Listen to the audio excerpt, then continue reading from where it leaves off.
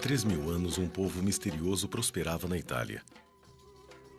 Ricos, elegantes e sofisticados, os etruscos estavam bem à frente de seu tempo.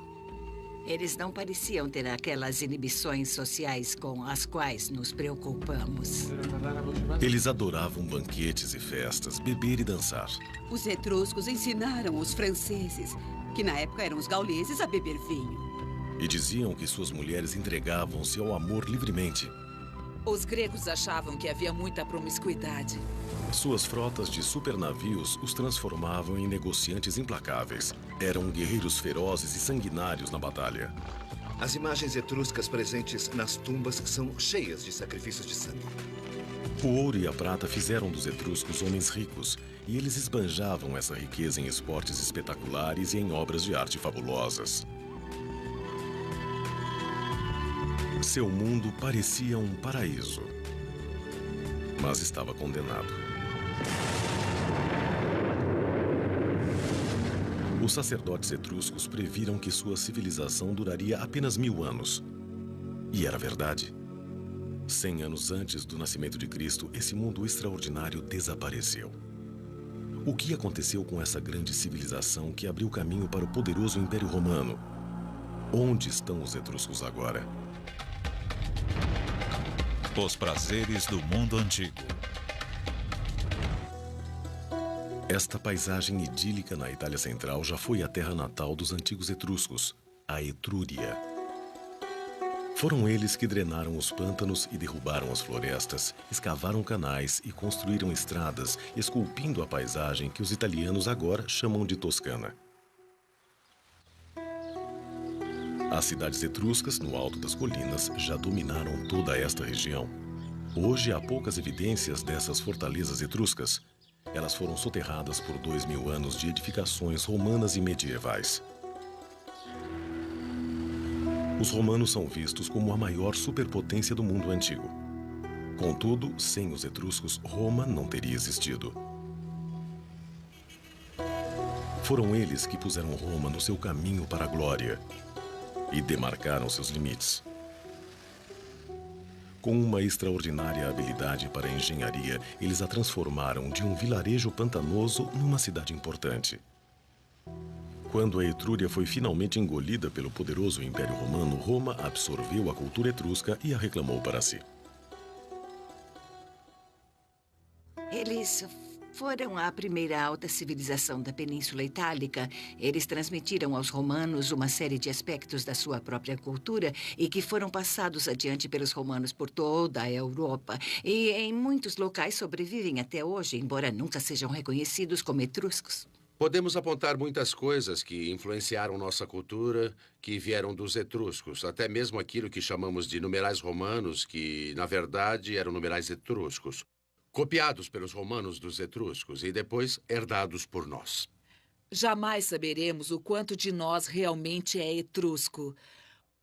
O nosso alfabeto, algumas palavras que usamos, algumas bem importantes como persona, personalidade, nós não teríamos se não fosse pela complexidade da cultura etrusca.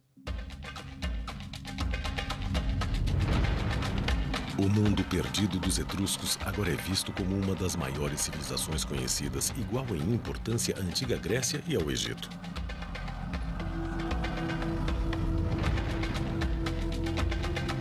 Sua cultura emergiu há somente 3000 anos na Itália Central.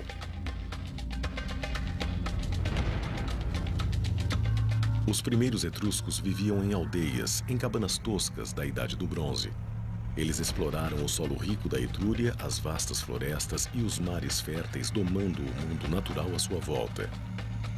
Com armas de bronze, eles abriram caminho à força, dominando toda a região.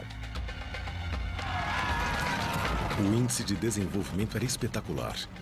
Os autores antigos os rotularam de recém-chegados exóticos e alegaram que eram estrangeiros do leste. Para um autor grego ou romano, a ideia era: vocês não se parecem conosco, não falam como nós. Vocês não são daqui. De onde vocês vieram? De onde os etruscos vieram ainda permanece um mistério.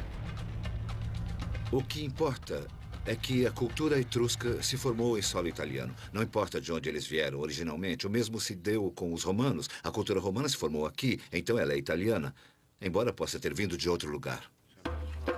O que intrigava os antigos era o fato de, num espaço de algumas centenas de anos, os etruscos emergirem como a economia de crescimento mais rápido do mundo mediterrâneo. Mas agora não há nenhum mistério sobre a forma como os etruscos ficaram tão ricos. A terra sob seus pés estava cheia de tesouros.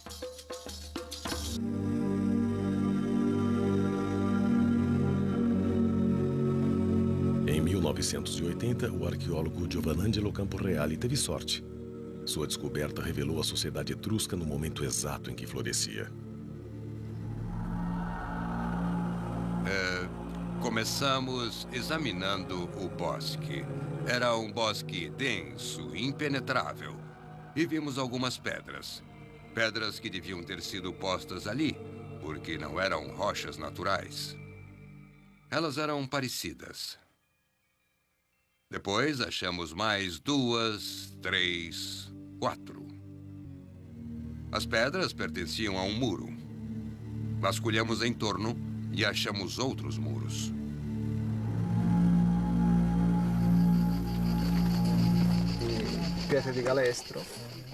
O professor havia se deparado com a mais completa cidade etrusca já encontrada. Abandonada de forma misteriosa, sem haver outra construção em cima, ela ficou milagrosamente preservada sob a densa floresta. Durante 20 anos, este local deu aos arqueólogos uma ideia de um mundo antigo. Tratava-se de um grande assentamento, 2 vilas imponentes cercadas por um complexo de casas menores. Uma vila em particular constituiu-se numa rica fonte de achados. Foram encontrados pesos de pedras.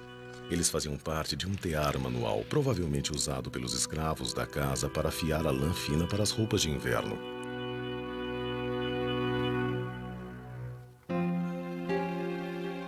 O arqueólogo Stefano Giuntoli caminha por um grande salão de entrada que leva a um aposento, onde fragmentos de um copo de vinho importado da Grécia e outras evidências de uma moradia requintada foram achados. Isto era um salão para banquetes, onde homens e mulheres se deleitavam e relaxavam. Devia ser decorado com afrescos suntuosos e objetos preciosos. Os aristocratas etruscos que viviam aqui viviam bem.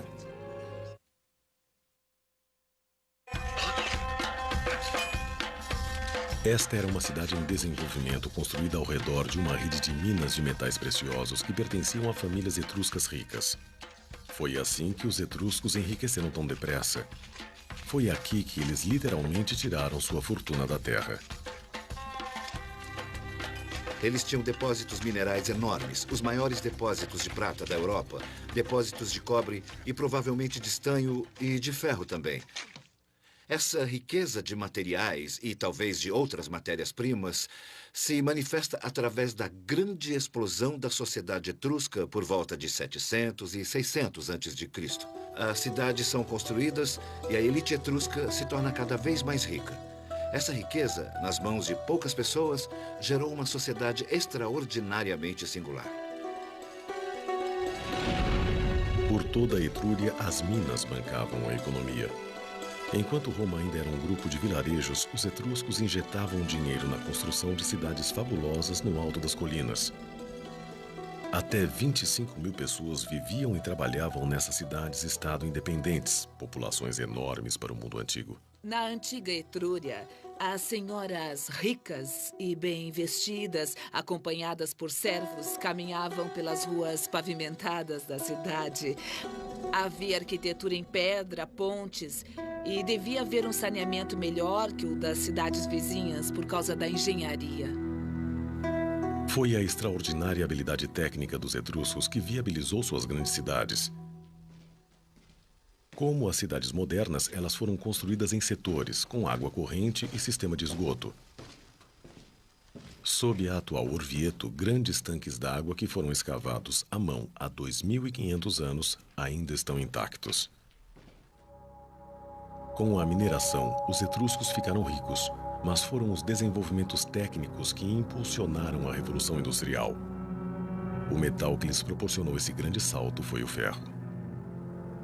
Com a descoberta do ferro, eles puderam construir ferramentas que viabilizaram a agricultura intensiva. Por exemplo, o arado e o machado. E assim, mais terra foi cultivada. As árvores foram cortadas e a terra pôde produzir mais de uma colheita por ano. Eles começaram a produzir ferramentas de ferro para uso doméstico e, sem dúvida, tudo isso gerou uma autêntica revolução cultural. Apenas 500 anos após os etruscos terem emergido no século VI a.C., os chefes daquelas aldeias com cabanas toscas haviam se tornado aristocratas, proprietários de terras e minas. Também havia uma nova classe média composta por artesãos, mercadores e comerciantes. Eles viviam na boa vida enquanto seus escravos faziam um trabalho pesado. Os escravos etruscos, embora ainda pertencessem a seus donos, também levavam uma boa vida. Um dos antigos autores gregos menciona: alguns desses etruscos são tão ricos que tratam seus escravos como se fossem homens livres. Eles possuem suas próprias casas, roupas boas e dirigem negócios. É um tipo diferente de escravidão, difícil de entender no mundo moderno. A rica classe aristocrata gastava seu dinheiro em arte. A arte etrusca ainda é seu legado mais extraordinário. Através dela, podemos viajar no tempo. Há muitas cenas diferentes que mostram a vida diária dos etruscos. Vemos as pessoas em banquetes, jantando, dançando, pessoas ouvindo música ou tocando instrumentos musicais e jogando. Vemos pessoas se amando, usando trajes diferentes, roupas diferentes. Seus vizinhos sentiam inveja e zombavam da ostentação vulgar de riqueza dos etruscos. Com certeza, os competidores gregos dos etruscos achavam que eles tinham demais. E os acusavam de esbanjadores, dizendo: os etruscos prestam muita atenção ao seu próprio conforto e bem-estar. Sem a arte, saberíamos muito pouco sobre o pensamento etrusco e como eles viviam. Há milhares de inscrições etruscas, mas nenhum de seus livros sobreviveu. Dizem que a história é sempre escrita pelos vencedores, e até agora a história dos etruscos só foi contada por seus inimigos, os gregos e os romanos. Eles diziam que as mulheres etruscas eram permissivas em relação a favores sexuais e tinham relações sexuais com seus escravos. Os gregos os acusavam de fazer sacrifícios humanos e pirataria. Os romanos diziam que os etruscos eram muito supersticiosos, obcecados em tentar prever a vontade de seus deuses. Quanto disso seria verdade? Temos de bancar o detetive e comparar um pequeno indício extraído de um escritor greco-romano com algo que foi escavado. É uma grande tragédia termos perdido a literatura etrusca. Sem dúvida, se tivéssemos alguns de seus livros, isso mudaria completamente nossa visão sobre eles. Nossa visão dos etruscos torna-se bem mais clara através de outro aspecto surpreendente de sua cultura. Eles eram muito religiosos e acreditavam que a boa vida duraria por toda a eternidade. Há 60 anos, arqueólogos italianos descobriram tumbas não violadas no litoral, perto de Tarquínia. Eles usaram sondas sísmicas e periscópios para examinar as tumbas subterrâneas ocultas há milhares de anos. Foi a primeira tentativa séria de explorar os túmulos usando uma tecnologia não invasiva. Uma vez no interior, eles ficaram estarrecidos. Ali estava o tesouro perdido com o qual os arqueólogos sonhavam. Um túnel do tempo para o mundo perdido, perfeitamente preservado, desse povo extraordinário. Nas tumbas subterrâneas de Tarquínia, os arqueólogos encontraram câmaras inteiras decoradas com afrescos fabulosos. Essas pessoas que adoravam se divertir celebravam a vida até na morte. Em cores intensas, eles banqueteiam, bebem, dançam e fazem amor.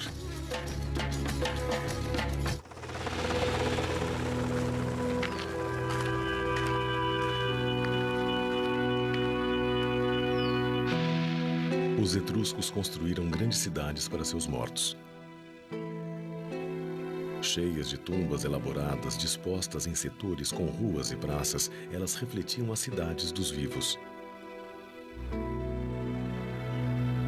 Esta necrópole foi construída ao longo da antiga cidade de Cesare. Cada câmara mortuária familiar contém os ataúdes de gerações da nobreza etrusca.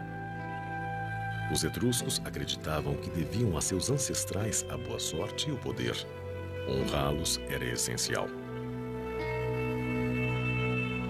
As tumbas aqui são casas em miniatura. Relevos em gesso nas paredes exibem cada objeto que o morto poderia necessitar na outra vida.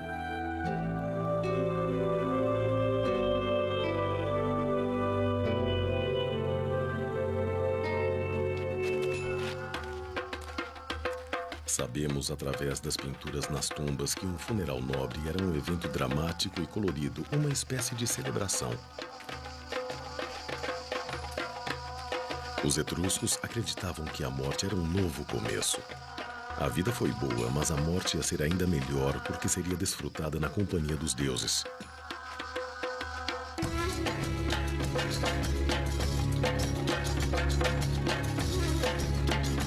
A obsessão desse povo com a vida após a morte e seus preparativos para ela nos deu a visão mais clara sobre seu mundo. Quase tudo que sabemos sobre os etruscos foi obtido através dos objetos que vieram das tumbas. Quase tudo que você vê nos museus veio das tumbas aristocratas. As pessoas eram enterradas com coleções elaboradas em cerâmica e bronze e, às vezes, armaduras e armas para os homens. A vida diária e a vida pós-morte estavam intimamente ligadas e os objetos na tumba sempre incluíam pratos e coisas relacionadas a beber e a festejar por toda a eternidade. Também haviam sofás onde eles poderiam se reclinar e dormir felizes, usando roupas finas e joias, ostentando os símbolos de seus status. Nenhuma mulher etrusca de respeito iria ao encontro dos deuses sem pelo menos um espelho de bronze polido. Milhares desses objetos delicados, exclusivamente etruscos, foram achados nesses túmulos. Originalmente, esses espelhos eram brilhantes e refletiam o rosto do indivíduo que usava de um lado e, ao ser virado, havia do outro lado uma superfície côncava ornamentada. Era muito comum usarem um adorno chamado laça. É uma figura particularmente etrusca e há uma representada bem aqui neste espelho. É uma figura feminina nua com asas e carregando um vidro de perfume. É uma espécie de espírito dos adornos que acompanha a senhora na vida após a morte para lhe oferecer perfume durante toda a eternidade. A morte era um estado chamado de animalis, que significava tornar-se um deus espiritual. Para os etruscos, os ancestrais ainda viviam, mas no céu. Temos a ideia de que eles consideravam a vida após a morte como um lugar maravilhoso. Era ótimo ir para o além. Depois, essas pessoas eram veneradas como os ancestrais. Eram consideradas os próprios deuses.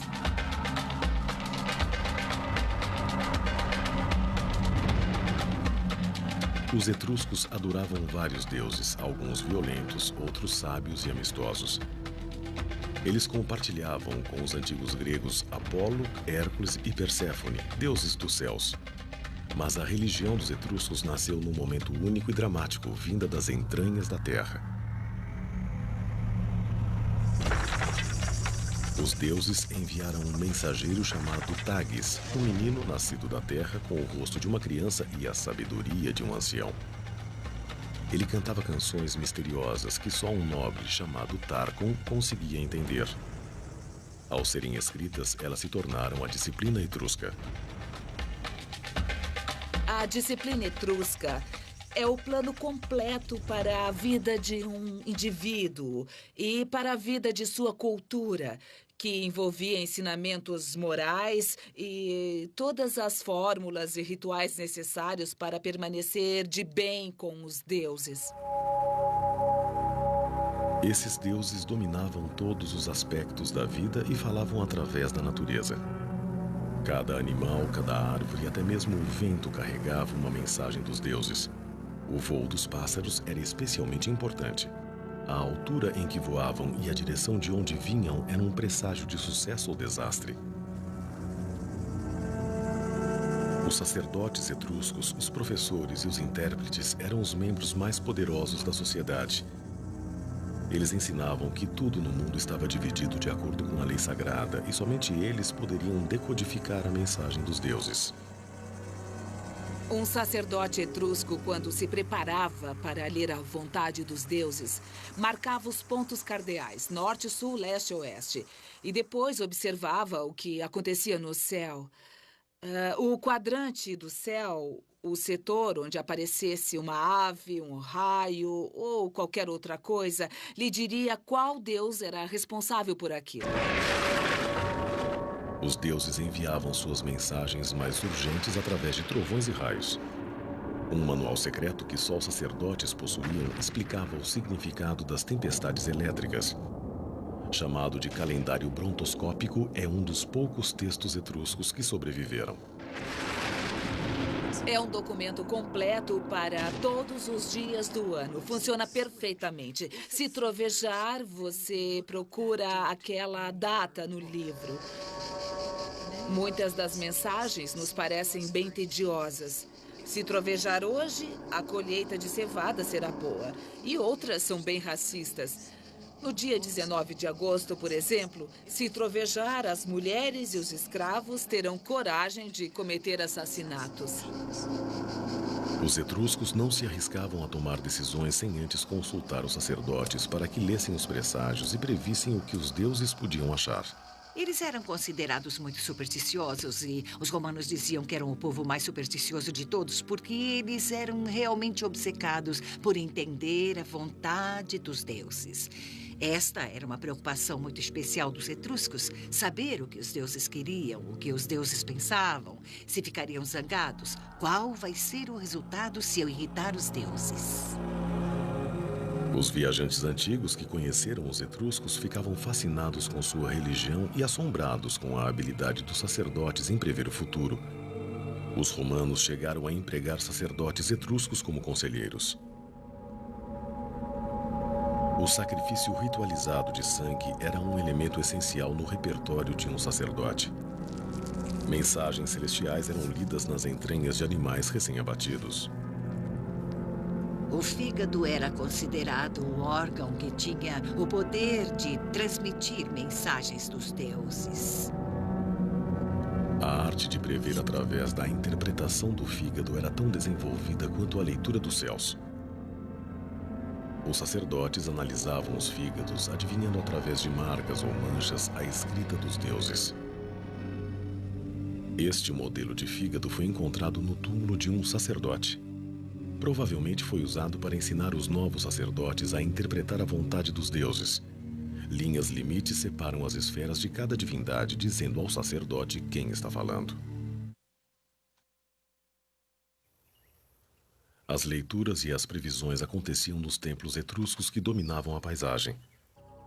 Este templo era o centro de comando. Daqui, os sacerdotes examinavam os céus, executavam os sacrifícios e depois traduziam a vontade dos deuses para cada aspecto da vida, grande ou pequeno.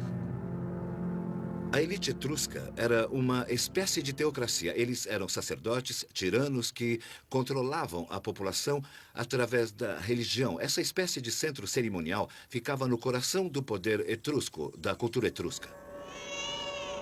Em época de crise, fome, doença ou guerra, os sacerdotes podiam até exigir o sacrifício máximo: uma vida humana.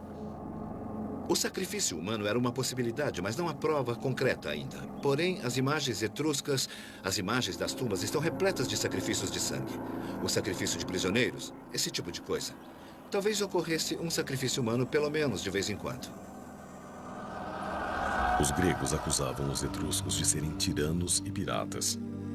Sabemos através de seus relatos que eram guerreiros cruéis e massacravam centenas de prisioneiros.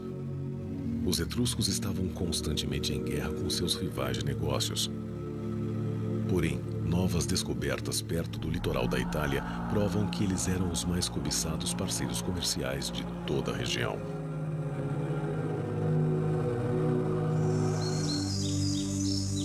Os etruscos logo se tornaram a força comercial mais poderosa do Mediterrâneo.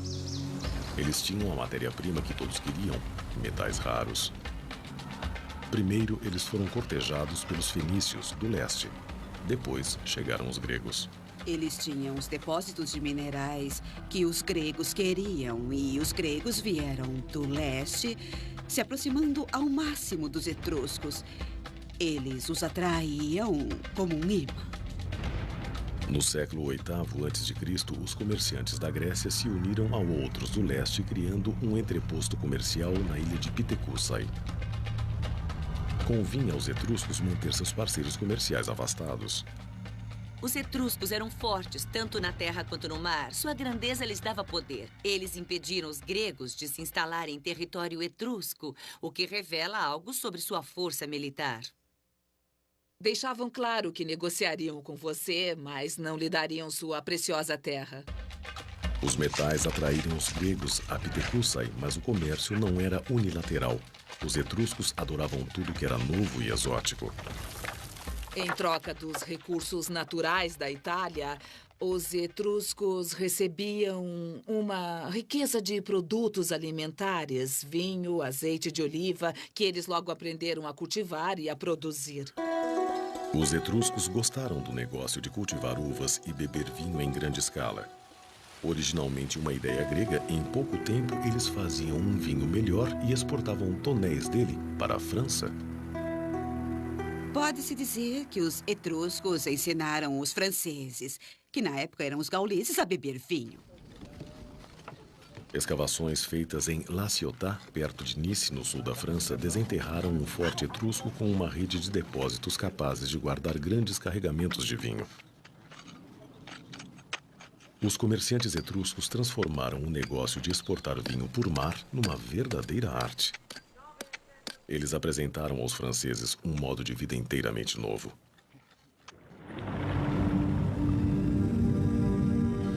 Hoje podemos ver como era importante o comércio de vinho. Um navio encontrado ao largo da costa francesa permaneceu enterrado na lama por 2.500 anos. Este cargueiro levava 30 toneladas de vinho.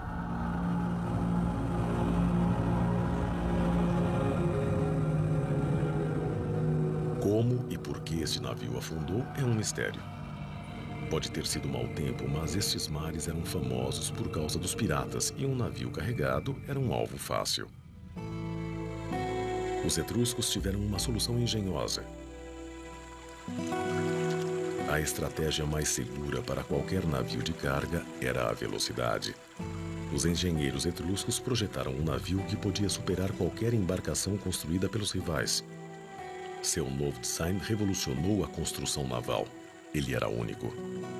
O que os destacava de seus competidores gregos era o tipo de mastro. Eles usavam uma vela mestre gigante, um tipo de vela quadrada, mas acrescentaram outro mastro, com vela na frente, que permitia uma navegação mais rápida e talvez manobras melhores no mar profundo.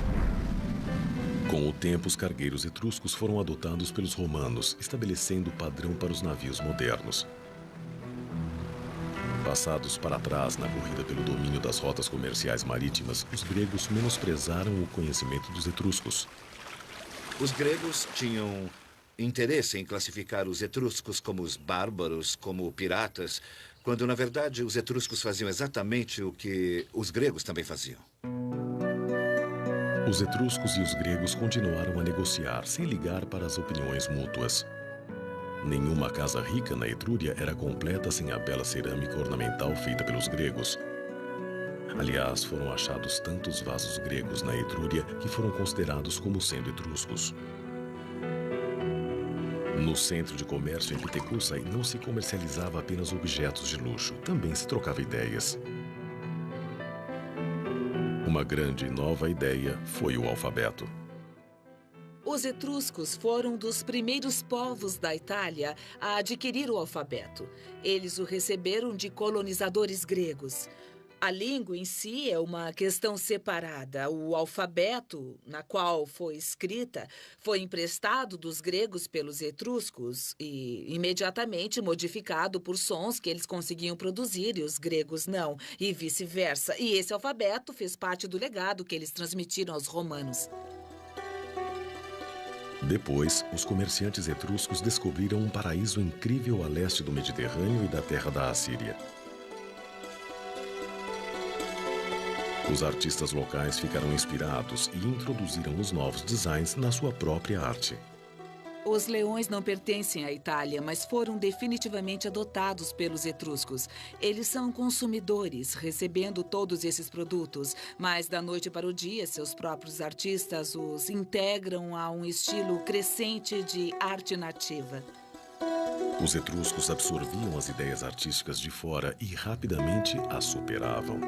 Agora, essas obras de arte funcionam como registro da sociedade etrusca.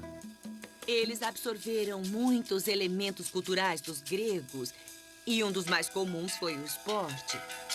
Nas pinturas das tumbas, vemos que eles tinham competições esportivas muito similares às dos gregos. Havia lançamento de disco, de dardo, boxe, luta livre. Os etruscos participavam desses jogos, de alguns deles só por divertimento. Mas eles também disputavam competições físicas mais violentas que envolviam homem contra animais e homem contra homem.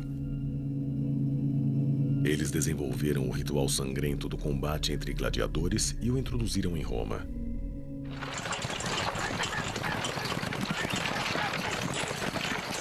No leste, eles se depararam com a última moda em transporte veloz, a biga.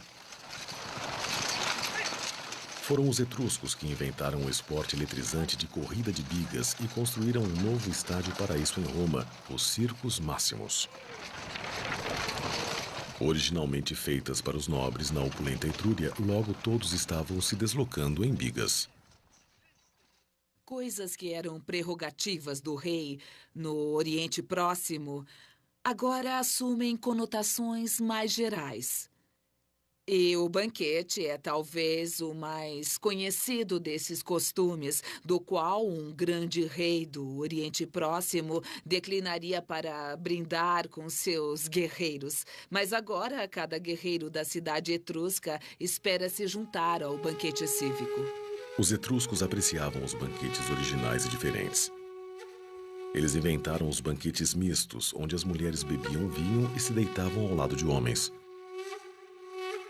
Esta mistura pública dos sexos horrorizava seus vizinhos e não era a única coisa sobre as mulheres etruscas que chocava os gregos e romanos.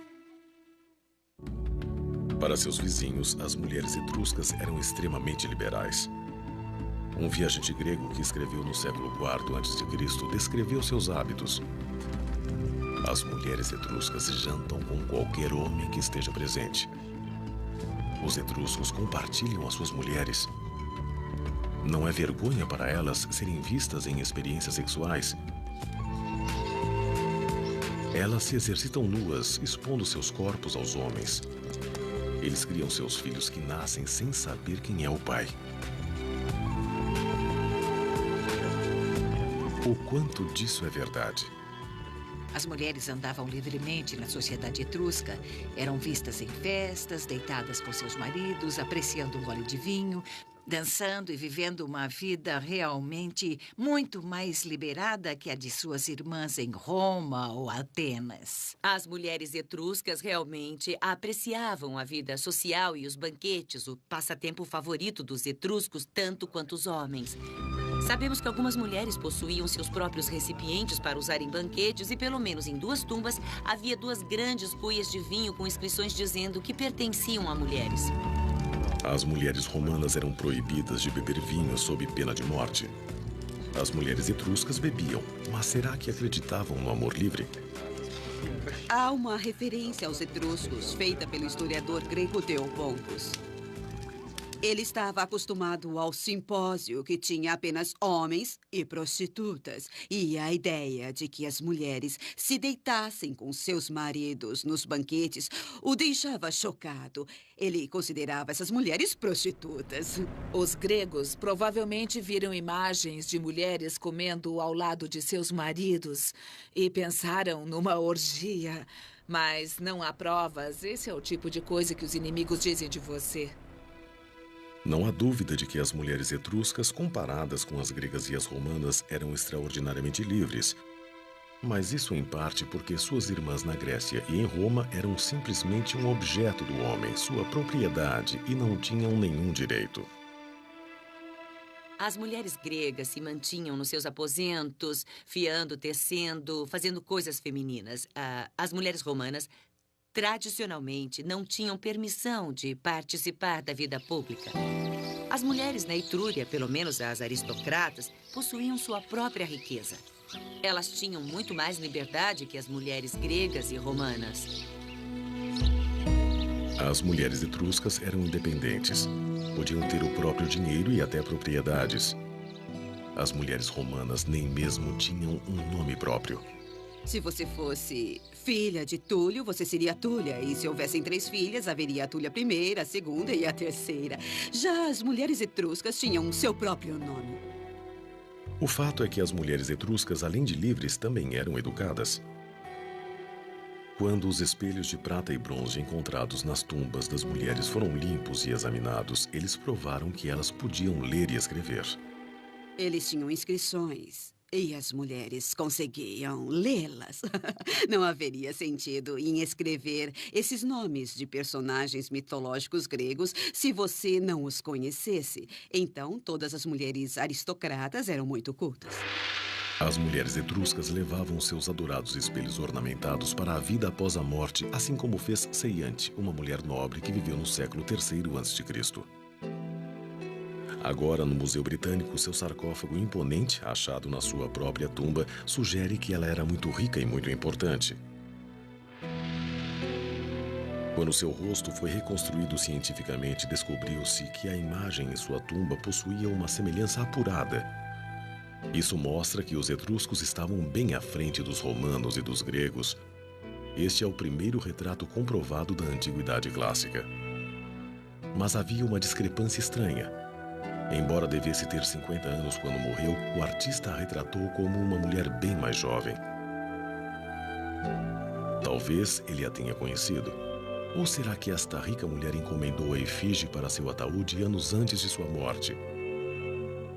Quando seu esqueleto foi exposto e radiografado, houve outra revelação que certamente deve ter assombrado os gregos. Uma das coisas mais notáveis sobre Seiante era o fato de ser uma amazona. E esta é a única evidência que temos sobre mulheres etruscas montando a cavalo. Nós sabemos que ela cavalgava devido à forte musculatura que tinha em certas partes do esqueleto, como as coxas e a parte de baixo das costas. Ela passou boa parte da vida cavalgando e não confinada aos aposentos das mulheres, assim como as gregas e as romanas. Mas até que ponto ia essa liberdade? E as acusações de que as mulheres etruscas gostavam do amor livre, mantinham relações com escravos e de que nenhuma criança etrusca sabia quem era o pai? A sociedade etrusca era aristocrata e a unidade da sociedade era formada pelo casal.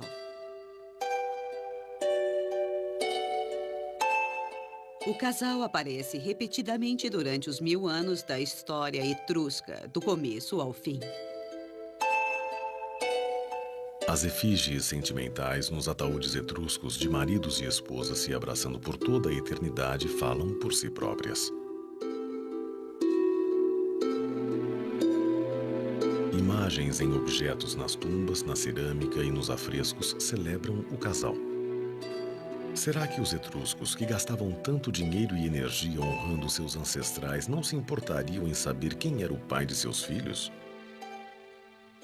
Isso não foi comprovado pelos indícios arqueológicos. Todas as pessoas comemoravam fazendo uma oferenda aos deuses em suas tumbas ou sarcófagos. e identificavam seus nomes e depois davam os nomes dos pais. Então, o que houve com os etruscos? Um povo que parecia tão equilibrado, confiante e liberal. Estariam eles tão entretidos em se divertir que foram pegos de surpresa por seus inimigos? Ou surgiu uma nova ameaça? O reinado triunfante dos etruscos chegou ao fim após 1000 anos. Dizem que eles eram tão obcecados com a busca do prazer que não perceberam uma nova ameaça, não de fora, mas de seus vizinhos. Não há dúvida de que eram muito bem organizados, guerreiros soberbos e politicamente ativos. No século VIII a.C., no alvorecer da história romana, os sacerdotes etruscos decretaram seus limites.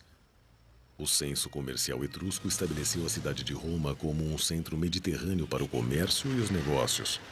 No século VII, a dinastia etrusca dos Tarquínios dominou Roma.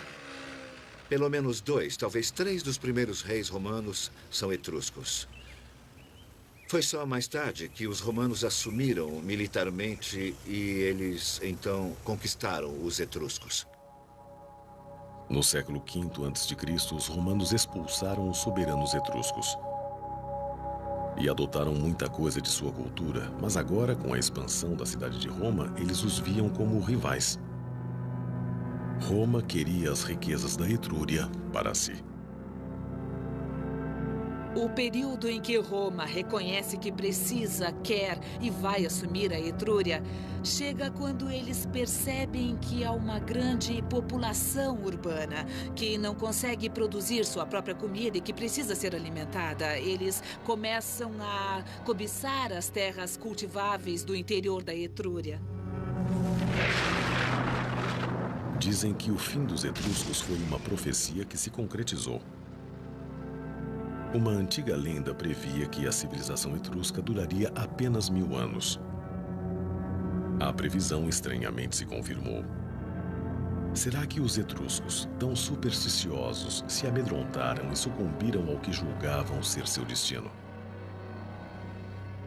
Dizem que por volta de 44 a.C., um cometa foi visto e aquilo marcou o começo da última era dos etruscos. Foi quando surgiu Júlio César e o Império Romano se estabeleceu. Isso tem sido usado para explicar por que nos últimos 200 anos eles se mostraram tão passivos. Eles parecem não resistir aos romanos, como era de se esperar. Parecem não se importar por estarem sendo assimilados e conquistados. Mas não houve nada místico sobre o colapso dos etruscos. As guerras comerciais contínuas contra os gregos impuseram seu preço. Em seguida, os exércitos dos gauleses atacaram as cidades etruscas. Impelidos pela fome, eles fugiram para a Itália atrás de comida e terra fértil. Os etruscos suportaram o primeiro impacto bem antes de os gauleses chegarem a Roma e a ocuparem brevemente. E durante muitos anos, do final do século V até o IV, eles combateram os exércitos gauleses. Defender a Etrúria das hordas de gauleses invasores esgotou os etruscos. Depois, os romanos começaram a tomar as cidades enfraquecidas, uma a uma. A primeira foi a cidade de Veii, mais perto de Roma. O segredo do sucesso dos romanos foi o fato de serem unidos. Os etruscos, com suas cidades-estado independentes, às vezes em guerra umas com as outras, não eram. Elas nunca se uniram tempo suficiente para enfrentar Roma conjuntamente. E assim Roma as conquistou. Quando uma cidade era enfraquecida pelos gauleses, Roma se aproveitava. E talvez este seja o segredo que explica a derrota dos etruscos. Algumas cidades ficaram sob cerco durante anos. Outras caíram quase sem lutar. Em 2 séculos, a Etrúria era mais uma parte do grande Império Romano. Gradualmente, as pessoas deixaram de falar ou escrever em etrusco. Todos falavam a língua dos conquistadores, latim. As pessoas realmente pararam de falar etrusco por volta do século I a.C. E foi quando o povo etrusco chegou ao fim, deixou de ser uma entidade. Quando a língua morreu, morreu também a literatura. Os escritores antigos citam a riqueza da música e da arte etrusca, sua poesia, peças e histórias. Só restaram vestígios nas inscrições. O que aconteceu? Não havia necessidade nem interesse por parte dos romanos em conservar os textos etruscos, exceto os religiosos. Então, simplesmente desapareceram. E quanto ao povo? Muitos etruscos foram mortos, mas nem todos. Os aristocratas se misturaram à sociedade romana, um lampejo de cor exótica entre a elite. Nos bastidores, eles ainda influenciavam o novo império. O que houve com os etruscos é que muitos deles se tornaram romanos. Muitos da aristocracia etrusca se mudaram para Roma e se tornaram parte da elite romana. Estudos recentes analisaram os nomes dos senadores do Senado romano no século I a.C. E muitos deles eram de famílias etruscas. Diante da situação, eles deixaram que Roma assumisse o controle da cidade. Começaram a preparar seus filhos para ir para Roma e se tornar senador. E assim eles poderiam ajudar a família através dos votos no Senado. A luta dos arqueólogos para iluminar o mundo fabuloso dos etruscos nunca terminará. Embora vivessem há milhares de anos, eles chegaram ao mundo moderno de uma forma bem direta. Sua história é envolvente, sua atitude em relação à vida, intrigante. O espírito dos etruscos ainda vive na Itália. Às vezes, quando a luz do entardecer ilumina o rosto dos moradores da Toscana, nós voltamos à Etrúria, o lar do povo perdido da Itália, os etruscos.